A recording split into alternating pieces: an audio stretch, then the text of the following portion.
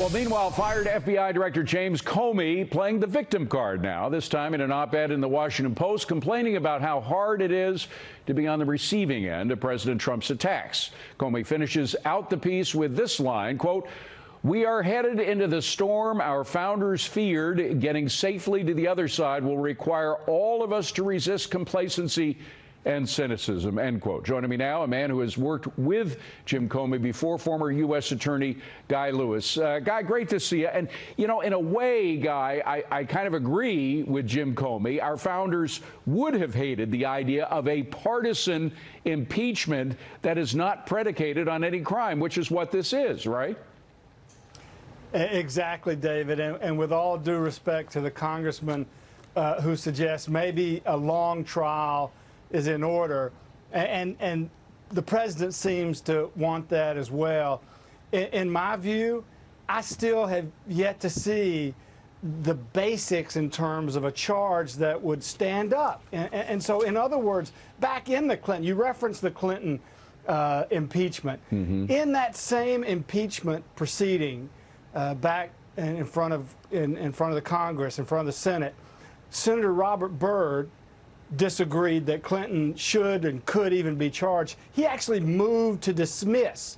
They went to a vote. He didn't make it. But I think that the Republicans, if they wound up in this case moving to dismiss, saying, look, there are no crimes charged here, right, I think it would pass. I think this thing would go straight out the window. Well, they need all the Republicans. They need 51 Republicans. That would give them a leeway of 2, maybe. Mitt Romney might drop out. Susan Collins, who knows? But talk about, for a second, the dumbing down of the impeachment process, because abuse of power, the main article in this impeachment, is not a specific crime. In fact, a lot of people say it could be used against something that President Obama once said to the president of Russia at the time. It's a clip. He thought the microphone wasn't on, but it was. Let's play the clip. I'm sure a lot of people remember.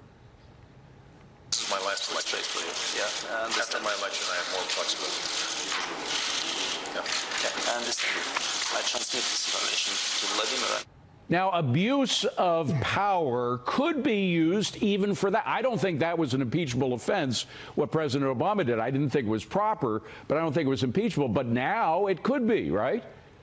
Agree with you 100%. I mean, there is nothing in the Constitution that says an impeachable offense is, quote, abuse of power. It's not treason. It's not bribery. It's not a high crime. It's not misdemeanor.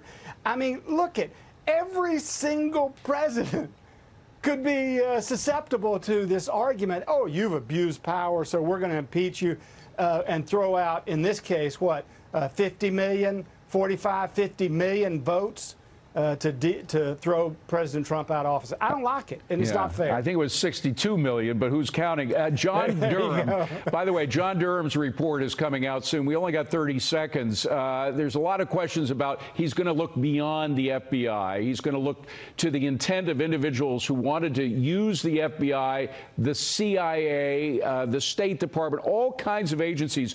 Could John Brennan and Jim Clapper and others in the Obama administration be under the microscope right now of John Durham?